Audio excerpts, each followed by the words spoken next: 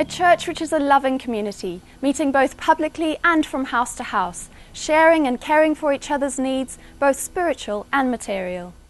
With all the benefits of small group and linking lives, becoming a community, why not stop at just that? Why bother with the public gathering of all the groups? And obviously some people are really going down that road. Let's just have small groups. No, I think it's important that there is the story of Ezra. It says Ezra studied the law of the Lord, he did it, and he taught it.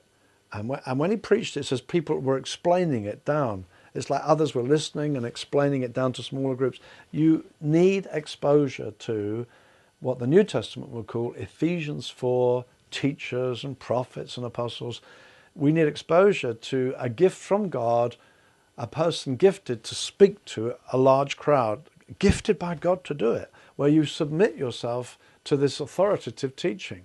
And I think just discussion, just debate, just what do you think won't do it. There needs to be a smaller group which is responding, may well be, to that bigger word. And some small groups, if you don't work at what you're doing, can be just a complete waste of time, because you say, well, let's open the Bible at so-and-so. Now, what do you think it means? And so someone says, well, to me it means this. Well, to me, I always thought it meant that. And you just pool your ideas and you have not submitted yourself to revelation. And so you need preaching that with authority comes to you, and there's something supernatural about the preached word that opens your heart. You have an encounter, like Jonathan Edwards said, that in preaching you don't just take notes, it's in that moment you feel God spoke to me. Now, that doesn't often happen in a small group, it's very rare. But at the same time, it's possible to listen to great preaching and say, wow, didn't he play well? God says to Ezekiel, they listen to you like to one who plays an instrument well, or one who sings a love song well. So one who plays an instrument well, you're more conscious, hey, didn't he change key brilliantly? Look at the way he does all that. And so you're applauding his technique maybe. Or one who sings a love song, oh, he really moved me. But we need somebody to say, what does that mean to your life? What are you doing about that? And so small group gives us a context to really make sure it's getting dug in, but we need the bigger scene to be exposed to the authority of the preached word. Both have their place. And as you say, Paul said, I did both. I did proclaim publicly, I came to you individually. In terms of small groups, we've touched on the fact that often they're a great setting for the application of the Bible, so that we're not just hearers but doers of the word. Would you say that small groups should be primarily about the sanctification of the believer, or should they be primarily a context for multiplication and drawing in unbelievers?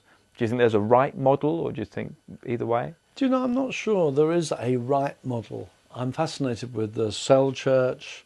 I know in some parts of the world they would argue that it's the small group that's leading to growth. I think for us in the West, most of our churches that have tried cell, actually they grow more at the central meeting when the gospel's proclaimed. By all means, let's have an open kind of cell where people can be drawn in, not just to the cell meeting, but to things we do together. And I was very impressed when looking at cell teaching about let people meet not just you, but your friend as well. And for Christians to go shopping together, be at the school gate together, make friends in small groups, hunt in packs. I think that's very valuable. But I think probably the one anothering is something that we do as a family together. And in the main, it's there for our upbuilding as believers. That's how I would feel in the main. Though by all means, let's bring others in as much as we're able to. I guess one thing that helps us towards building community is eating together, biblically. And I'm aware of more and more small groups that I know of that will tend to start their evening with a meal together. What do you think of that? No, I think it's absolutely biblical, and certainly some of their so-called love feasts was obviously a big part of New Testament church life. And I think probably, again, it's something that's less and less, again, part of the culture.